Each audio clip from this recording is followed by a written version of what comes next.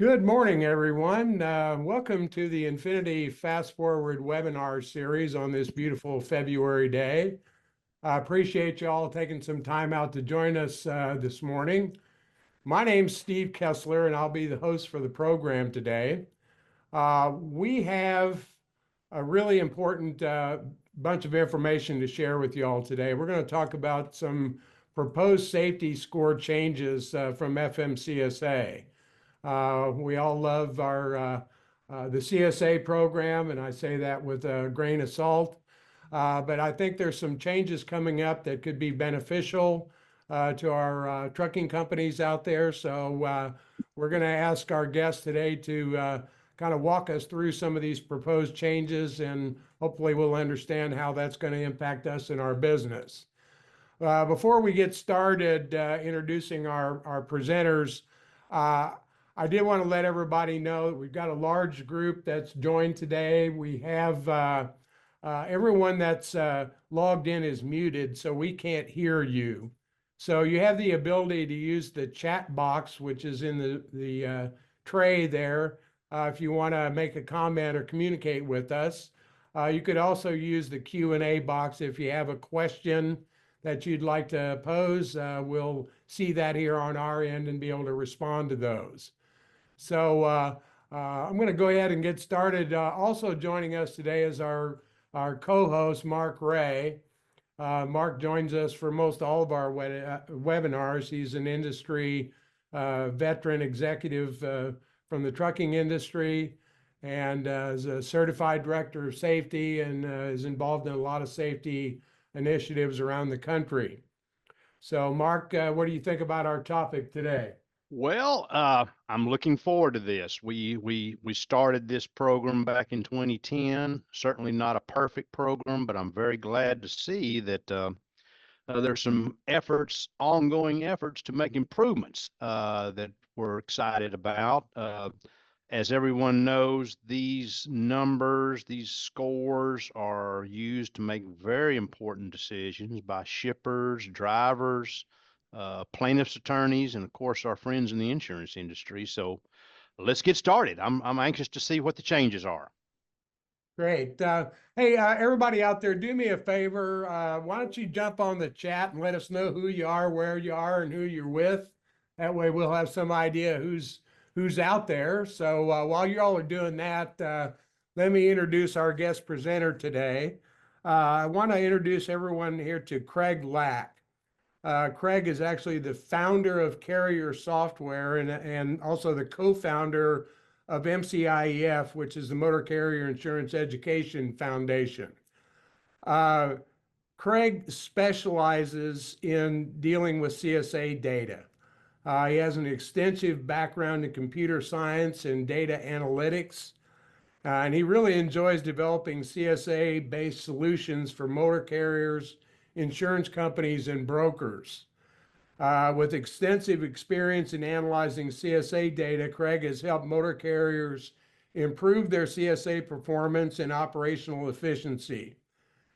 Carrier Software's motor carrier solutions provide actionable insights into CSA performance metrics, enabling carriers to eliminate basic alerts and improve their risk profile and safety culture. In addition to CSA performance improvement, Craig is well-versed in developing innovative truck insurance marketing and underwriting solutions. These solutions empower insurance agents and providers to quickly find specific motor carriers they want to insure and more accurately assess risk, optimize underwriting processes, and deliver tailored policies. So with a deep understanding of the transportation industry, Craig is also focused on the development of predictive crash models. And these models are the basis of Carrier Software's current and future solutions. And I should also say that Infinity Workforce, we utilize Carrier Software's reporting to help us in our customer service department. They use that data to help our clients decide on the best possible training to be provided. So we're big fans of Craig and Carrier Software. So having said that, Craig, I'm going to turn the program over to you, sir. Well, thank you for the gracious introduction, Steve. And we'll get started here. I'm going to start. I have a lot on the table today. I'm going to go through it kind of at a pretty steady pace. If you have questions as I go along, submit a chat so we can be sure your questions get answered. So Steve already talked about my background. So what I'm going to go over is the proposed scores. This is what he covered. On this chart, FMCSA is calling it a new prioritization methodology. They have a foundational document that's accessible from this link. So if you want to read it for yourself, you can do that. They published a couple articles in 2023 about it. Now, as you know, your CSA performance determines your insurance premiums. So if you'd like to see how insurance looks at your CSA performance data come renewal time, so there are no surprises, we're going to be offering a free insurance analysis report for attending this webinar. I'll let you know towards the end of the webinar how you can just request your free report.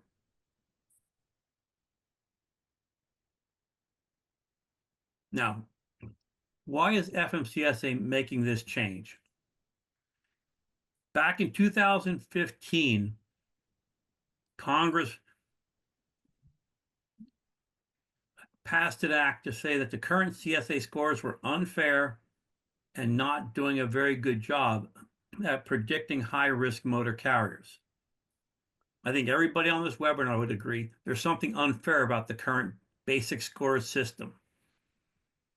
They then spent years developing the item response theory model. That model was much better, in my opinion, at identifying high-risk carriers, and it was considerably more fair than the basic scores. Before that model ever got implemented by FMCSA, it got shelved on the premise it was too complicated for motor carriers and other stakeholders to understand. So then they were sent back to the drawing board and they came up with this new system. The good news is the new scores we're going to be talking about today it kind of takes the best of both worlds. It takes some of the good things out of the CSA basics, takes some of the good things out of the item response 3 models, and makes it very, I think, understandable so you know how you're being measured.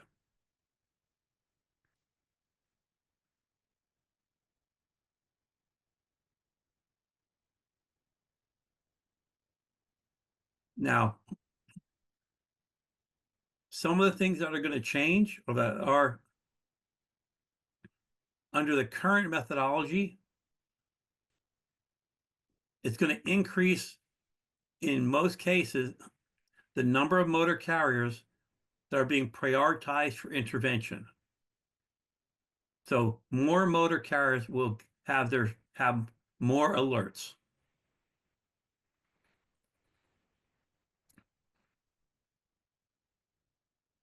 As far as the crash rates go, the new proposed methodology, it will give a better ability to predict crash rates or relate to crash rates. So overall, the current methodology finds about seven of them that are prioritized for intervention. Under the new one is 7.8. So more motor carriers are going to have alerts, but those alerts are going to be more meaningful because at identifying motor carriers at higher risk of crashes. Now, your challenge is to how not to be those motor carriers who have increasing numbers of alerts. And I'll get into that shortly.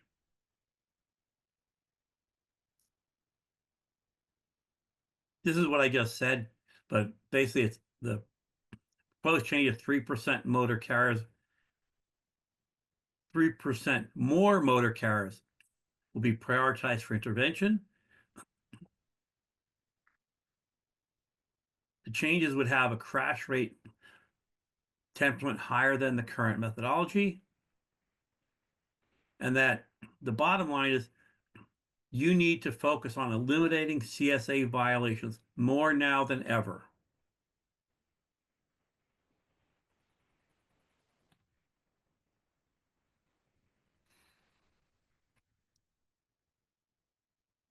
So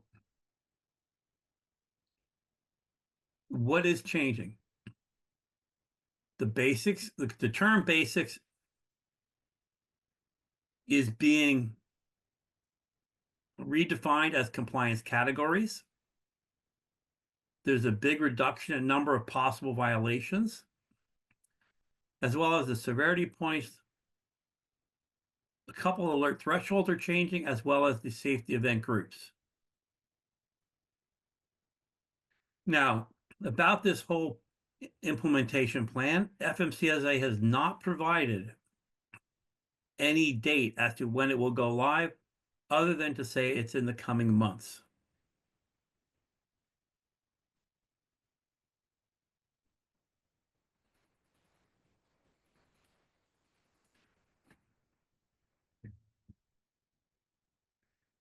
Now, the greater focus on recent violation. It applies the SM safety measurement system data sufficiency to all compliance categories. Under the basic scoring system, it only applied to unsafe driving. So now you have to have sufficient number of relevant inspections in all the compliance categories in order to have a score. This will benefit small motor carriers who may not have sufficient relevant inspections. They're only prioritizing motor carriers with violations cited in the last 12 months to focus enforcement interventions on carriers that have recent safety issues. What this means in practice is if you can eliminate all of your violations from the past 12 months, any violations older than that will drop off your score. No longer will you be penalized for some bad inspections you had, 13, 14, 18, 24 months ago. It clears the slate if you can be clean for 12 months. This is a big incentive to really focus on eliminating violations. Is that all violations, Craig? Yes, it's across the board. So you need to have eliminate all your violations, and then it wipes it all out. Okay. What this means, though, is if you can eliminate your violations, you can improve your scores dramatically within 12 months.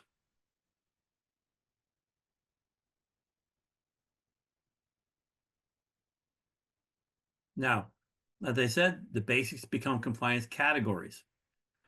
The two major changes is controlled substance basic is merged into unsafe driving.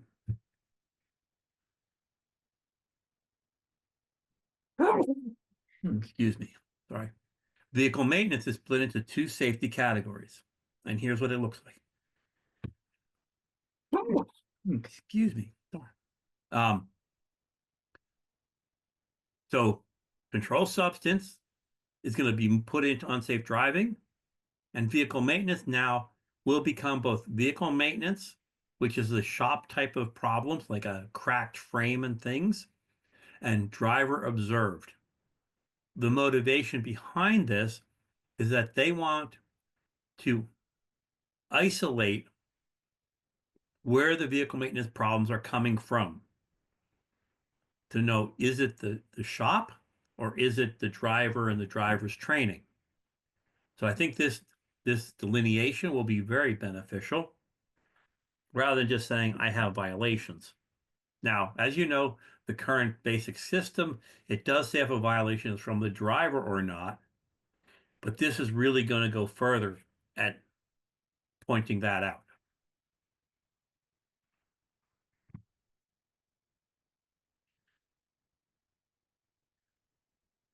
The new vehicle maintenance category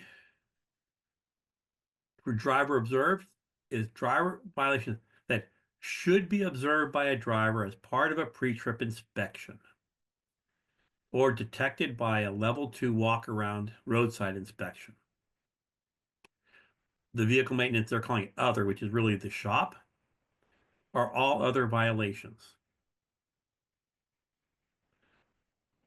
Now, in this regard, motor carriers need to reinforce that a thorough pre-trip inspection is key to eliminating these vehicle maintenance driver observed violations. Because if the driver can see it, then they should address the problem. And we have helped many of our truck clients improve the quality of pre-trip inspections, which will be particularly beneficial under the new system. The type of vehicle will be used in more compliance categories. Driver fitness now will look at the segments, straight truck versus combination units, similar to what unsafe driving and crash have done in the past. The hazmat compliance category is going to be segmented into cargo tank carriers and non-cargo tank carriers. And as the last bullet says, the unsafe driving and crash indicators will continue to use the straight and combination distinction. There'll be no changes to the compliance categories for crash and hours of service.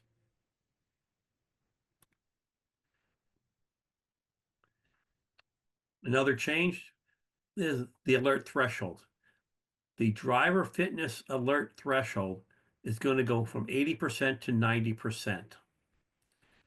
The idea being the FMCSA only wants law enforcement to focus on carriers who have very high driver fitness scores.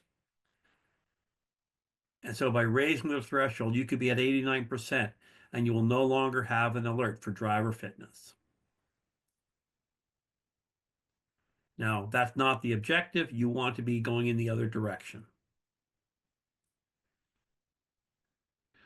The utilization factor that's currently used for unsafe driving is changing. The current SMS has the utilization factor for motor carriers who drive up to 200,000 vehicle miles per average power unit.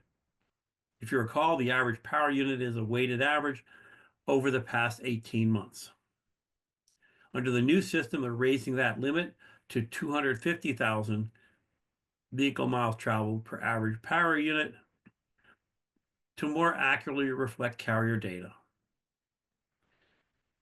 This should only affect very long-haul interstate motor carriers.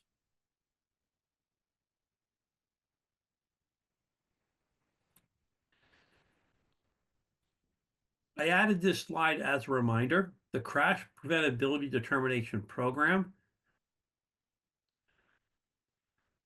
under the new methodology, it will continue to exclude non-preventable crashes from the crash compliance category and the driver's pre-employment screening program. If you have drivers that say, the crash was not my fault, I recommend collecting the supporting documentation and hopefully a video to submit a data queue. Insurance carriers look favorably on motor carriers who challenge what they believe are non-preventable crashes. So it's in your best interest to invest the time to pursue that. The roadside violations are being reorganized. There's over 2,000 existing violation codes in the basic scoring system, and that's going to be reorganized into about 100 violation groups. So dramatic reduction. And each violation group will include violations with similar behaviors. This prevents multiple violations being cited for very similar underlying problems. The benefit to you and the problem this solves is it should stop the stacking of violations. If, under the current system, I'm sure you've seen inspections where the officer wrote up inoperable required lamps 3 times on the trailer for the running lights, or brake problems, and they wrote it up for each of the 2, 4, 6, 8 wheels on the truck. This will eliminate the officers being able to stack violations. Either you have a brake violation or you don't. It doesn't matter how many.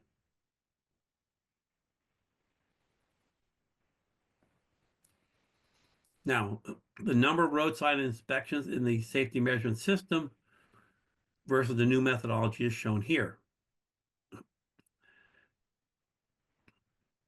You can read for yourself, but some of the big ones are the vehicle maintenance is dropping. This is vehicle maintenance for the shop here. It's dropping from 400 to 15. Hazmat from 369 to 14. Unsafe driving, and this includes controlled substance, is over 59, is dropping to 32. So you can see how this is going to work. I believe it's now much clearer than before on how you can work on eliminating CSA compliance category violations. Now I have a couple of charts here showing you some of the examples. This left-hand column are all the lighting driver observed violations. And you can read it for yourself. But what this means is if a driver gets cited for any multiples of these, like the 392.33, 393.17, and so forth, all of that added up only counts as one violation in that inspection. Here's an example for failing to secure loads. All of these violations are now going to be grouped under one failing to secure load violation group. And by the way, these tables are in the appendix of the methodology document that I had on the earlier slide. Here's brakes for driver observed. Same idea. You've got over a dozen brake violations that are all going to just be counted as one.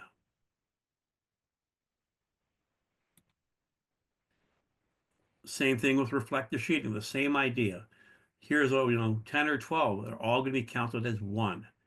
So if you can wrap your mind around this, it's a paradigm shift. Either you have to, focus on not having a reflective sheeting violation, or you're either going to have it or not. It's a yes or no. So it should probably change how you're training your drivers. Next, operating while out of service. This has been spread across different basics in the past, and now it's all being moved under the unsafe driving compliance category.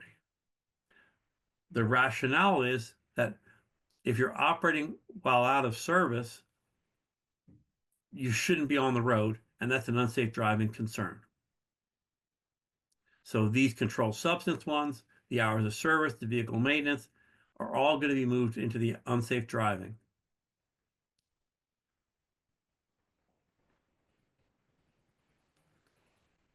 As I alluded to earlier, simplified roadside violation weights. The current violation severity weights are from 1 to 10, as I'm sure you all know. Under the new system, it'll be 1 or 2 points. All violations in a compliance category, as I've shown on the previous charts, will be 1 point. Multiple violations in a single violation category group can be counted as 1 violation. Except the violation severity will be 2 points if it's an out of service violation or a driver disqualifying violation. So now think everything's 1 except the bottom 2 will be 2 points. This means that your measures, your absolute scores, the measures will be much lower and the math will be much simpler.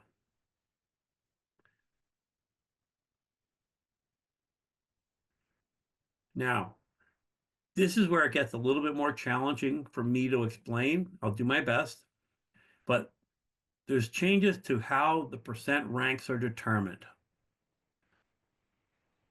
Okay.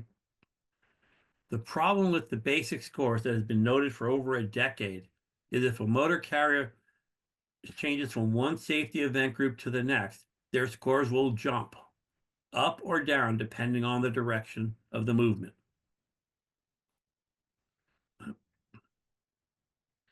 Under the proposed methodology, FMCSA will use proportionate percentiles to eliminate these large fluctuations in results.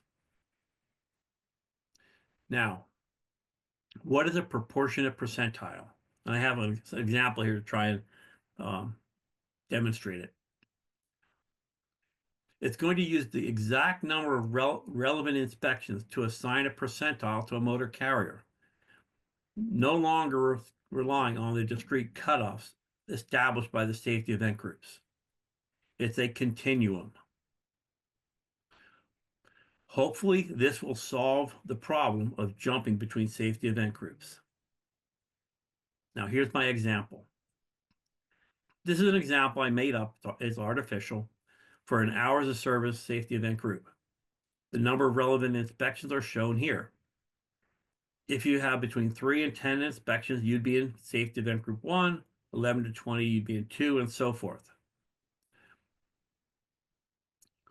So if you have 10 inspections under the current system and you get 1 more inspection, you'd go from group 1 to group 2, and your hours of service basic will jump significantly because now your basic measure is being compared to fleets that have better safety performance.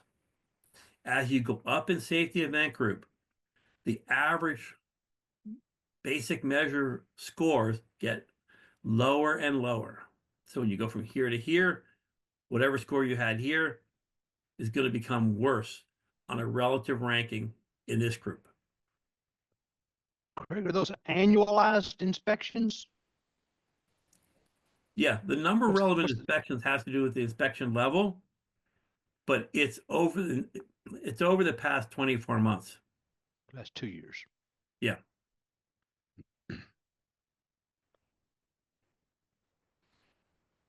Now, under the new system, if you have no violations, then everything drops off. So then you'd be clean.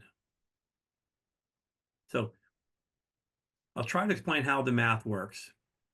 These are the steps, and then I'll show you an example. So don't try and memorize it.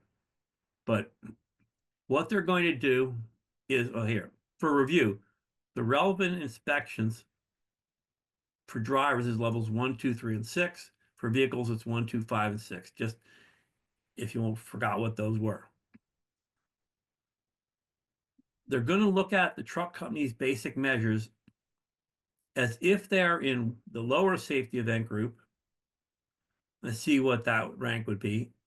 And then they're going to look at the same basic measure as if they were in the next higher safety event group.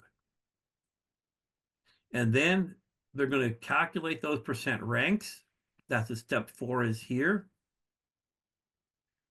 And then they're going to calculate a weighted average between the 2 ranks. So if a motor carrier's number of relevant inspections is halfway between the median relevant inspections for the 2 adjacent safety event groups, they'll use the average percent. Otherwise, the percent is proportionate to the number of relevant inspections. Now on to my example. In this example, hypothetically, this carrier has 7 hours of service inspections and a measure of 0.8. They are at 7 inspections, they're in safety event group 1. So the way the program works now is you say, okay, they're going to be between group 1 and group 2. The average measure in group 1 is 0.57, group 2 is 0.36. So this is what I was talking about. The average measures in each safety event group get better and better as you go along.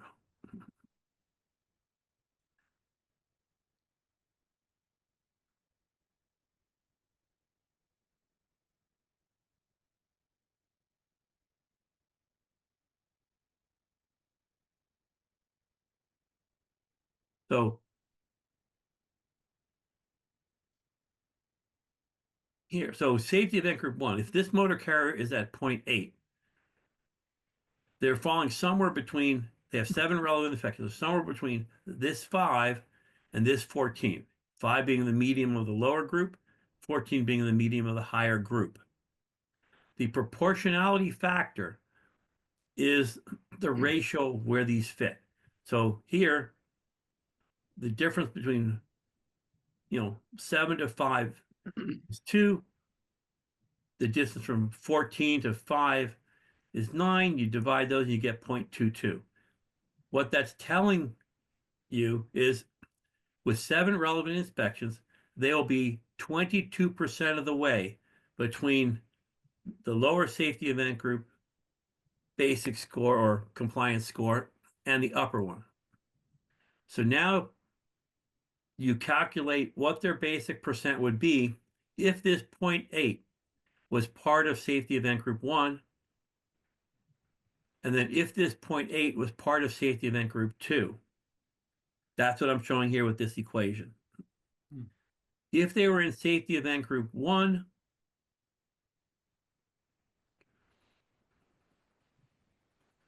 it was the safety event group 2, safety event group 1, they'd be at 77%.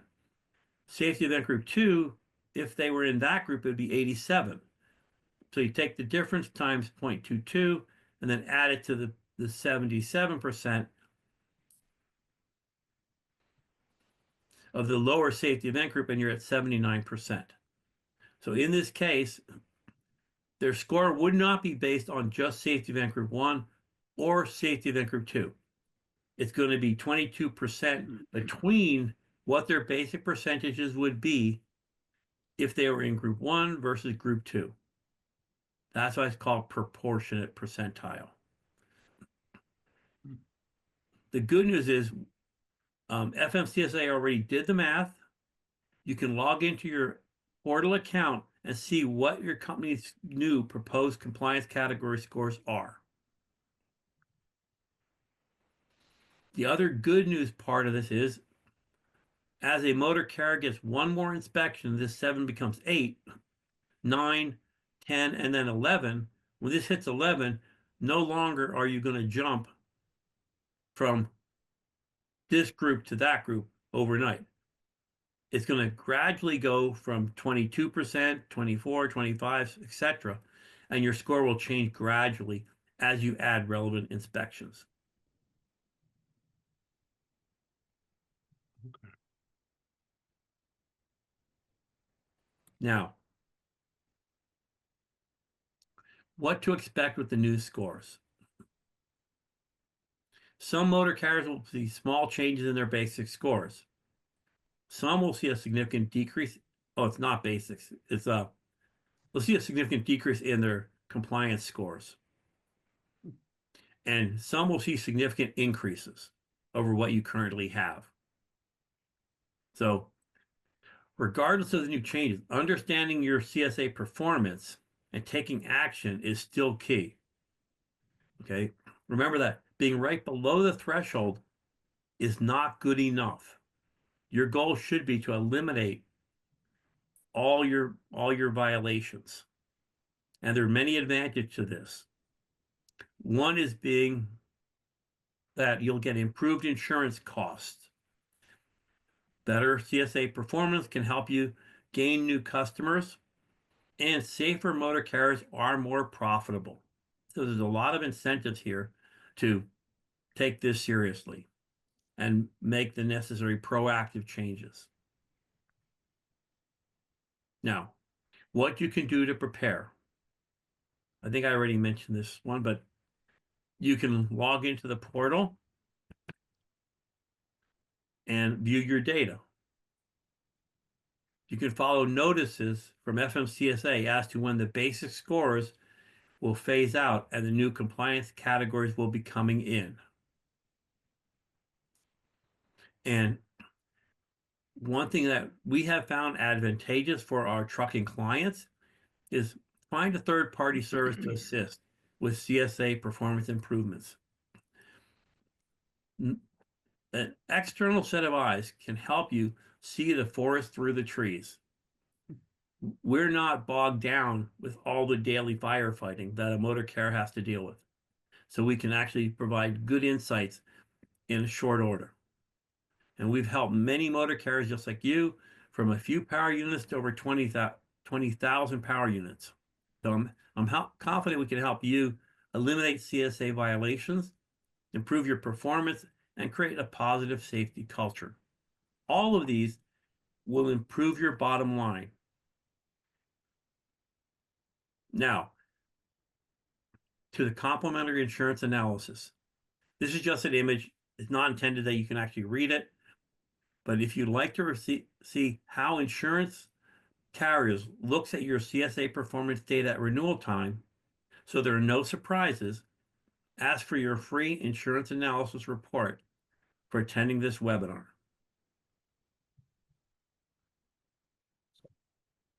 To receive it, just send your DOT number and company information to info@carriersoftware.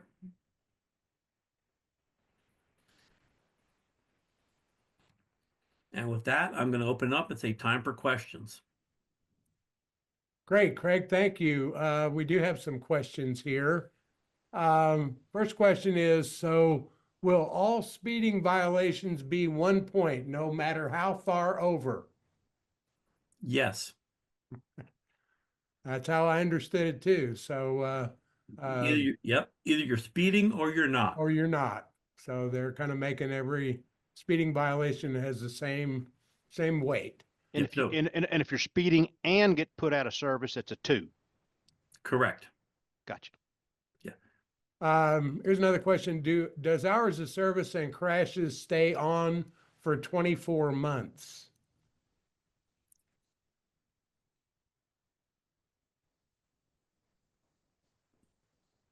Yes, everything is going to stay on for 24 months unless you can eliminate your violations in the past 12 months, and they're going to be wiped out.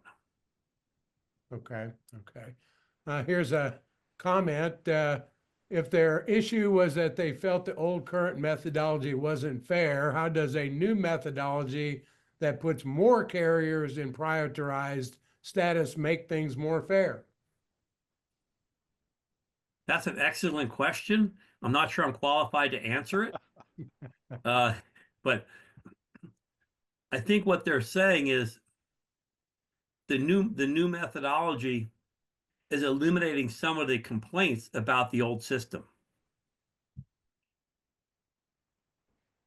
I would tend to agree with that. I think they're trying to make this a little bit simpler from the math standpoint, taking all the different point values down a little bit. So that's kind of how I see this making things a little bit easier to understand. Yeah. Here's Steve, another. Wait, before you go there, and just one comment on the speeding is keeping this in mind. It's no longer acceptable to tell your drivers who are speeding 15 or more to slow it down. So it's 11 to 14 or 6 to 10. They have to just stop speeding.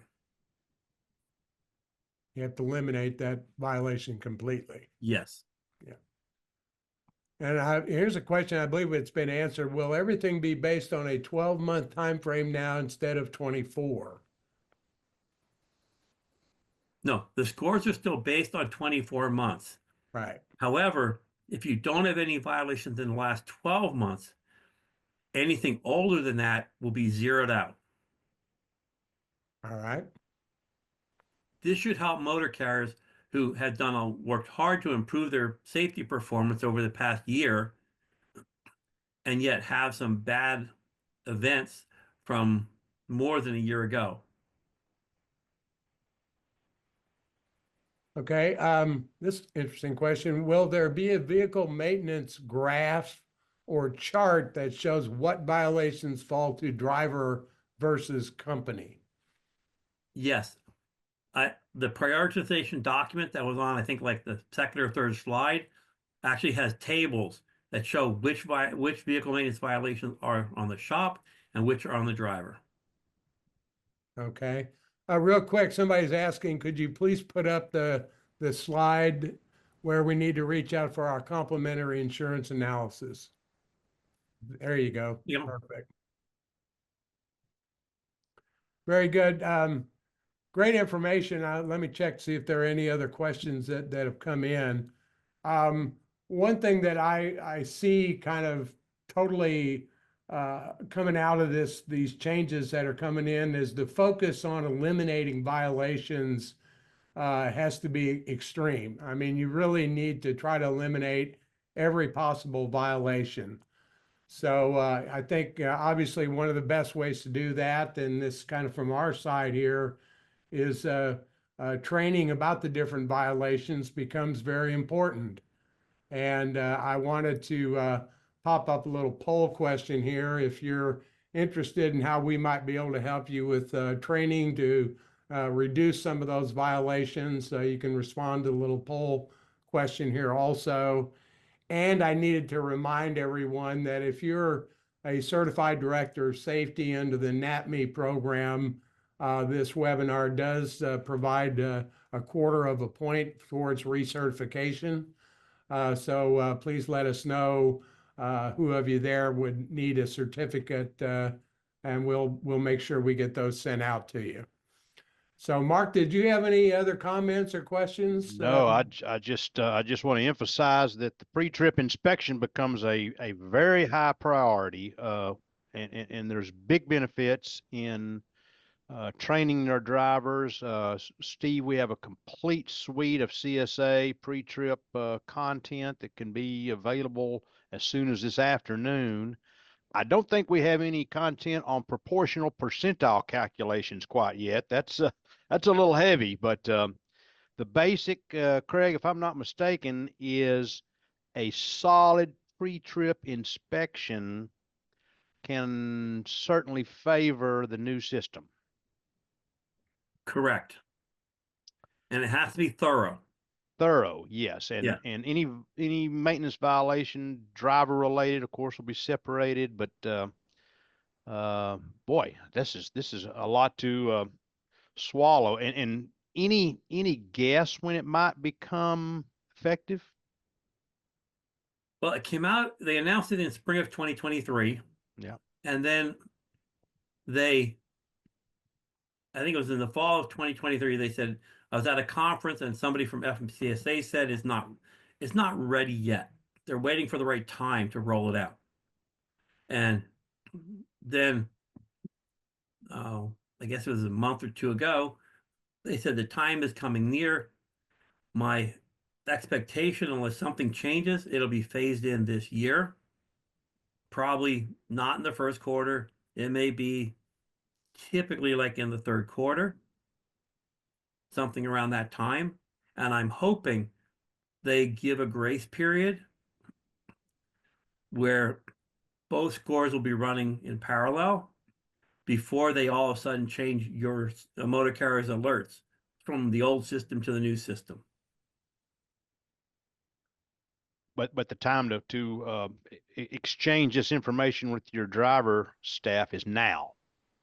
Absolutely. And both on our safety platform, we compare the new scores and the old scores for our trucking clients. So you can kind of see what it looks like and gradually phase into it. You can also, as I said, log into the FMCSA portal and start looking at your new scores and just wrap your mind around it to see what's going to happen when they pull the trigger. And then you can chart a course to make sure your scores will look as good as possible when the change occurs. Very good. Any other questions out there? Let me check the list here again. Let's see. It says, do violations stay on the driver's record for 3 years? Was there any change with that? No, I have not read of any changes with that. Here's a question. I'm not sure I understand it, but says, was weather conditions ever considered in comparisons within the segments, asset-based versus owner-operators, number of enforcement jurisdictions? That's what I'm reading here. I don't believe there's any distinction between asset-based or owner-operators or company drivers, is there? Don't believe No, so. not to my knowledge. That they don't distinguish between them. Both types of drivers have crashes, and the government's aim is to just eliminate crashes. Here's says, in the new methodology, will the percentile ranking update monthly or will it be an annual change? What it's going to do, thank you for that question, whoever asked it. That's Jennifer. Thank you, Jennifer. The percentile ranking, when they roll this out, they're going to calculate here. Let me go back to that chart. Here. On this chart, when they roll it out, they're going to take that point in time to create the baseline that converts measures here, that converts measures to percentages. Okay, so that's going to be a baseline. After that baseline is created, your scores will be determined monthly based on the number of relevant inspections you have at that time and your measure for that compliance category. They're not going to change the baseline, they said, except maybe annually or so as they see necessary. But what this means is once the baseline is created, your basic percentages are not going to fluctuate with your peer group. So this should be a relief for most of you, because if your scores were stable and your peer group improved, you would look worse. This should eliminate that phenomena. So again, they're going to create a baseline that converts the measure to a percent for the median number of inspections here and here. They're going to stay fixed for it's at least annually. And then everything after that will be just you, your company, sliding between how many relevant inspections you have and then what your resulting basic percent would be. Very good, Craig. Here's another question. Will inspections with no violations still benefit your scores? Yes, I think so. Yeah, that's a really good question. It should benefit your score for hours of service, driver fitness. Controlled substance is now gone. Both vehicle maintenances, because the way the basic measures are determined, it's roughly speaking, the time-weighted number of violation points in the numerator divided by the total number of inspections in the denominator. So if the numerator is number of violation points and the denominator is number of inspections, if you get a clean inspection, the denominator will get bigger and your measure will get smaller. So clean inspections will lower your basic measures or your compliance measures, which will then lower your percentile. If you have a brand new truck, I suggest just run it by some weigh stations and get some clean inspections. Absolutely. Here's kind of let's reemphasize this. Peter is asking, is the maximum number of points per inspection now a theoretical 2? That's the most points you can get, right? When this new thing goes into place.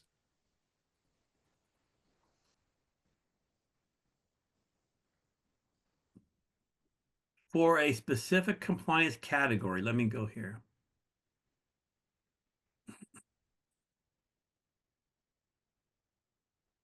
I'm trying something here. No, it could be higher than that. Okay. I don't have all the appendices up here, but this is all of your brakes ones for vehicle maintenance driver observed. Okay. But there are other vehicle maintenance driver observed violations that are grouped similarly. Instead of being brakes here, it might be lamps. So you could get 1 point for all the brake violations and 1 point for lamp violations. And it's possible to get another point for some other violation, yes? Yes, yes. So it could be 3, it could be 4, but not going to be 30. Not going to be 30. Very good. Let's see if there's any others here. Steve, I also want to put a plug in. We do have a upcoming webinar on from CVSA on the out of service criteria that we can expect coming forward. Yeah, that's true. I believe that's February 25th. And those new out of service criteria go into effect on April 1st of this year. So here's a question from Dave. Says, I'm a driver that accidentally ended up in the safety director seat, and the math of the methodology might as well be a foreign language. How important is it to know how the score is calculated? Dave, it's not. Don't worry about it. That's question. FMCSA is calculating it for you. Okay. The only takeaway, since you're in the safety director seat now, is just keep in mind that your percentile score is going to change from 1 month to the next based on any new clean inspections or any new violations. So your score is going to just gradually migrate between, along this line. You don't have to know the math. FMCSA is handling it. Just look in your portal. If you have questions, Dave, you can reach out to us. I can answer it, or we have 2 full-time certified directors of safety. They can probably also answer your questions. Very good. Thanks, Craig. I have a question here from Brett. Will these 1 and 2 point violations still carry time weights? And he's saying, sorry if this was answered earlier. No, they will still carry time weights. And time weights are going to be the same. 1 to 6 months, 7 to 12, 13 to 24. Gotcha. Very good. And nobody asked the question, but the number of compliance categories that is over the threshold will then go into determining your ISS scores.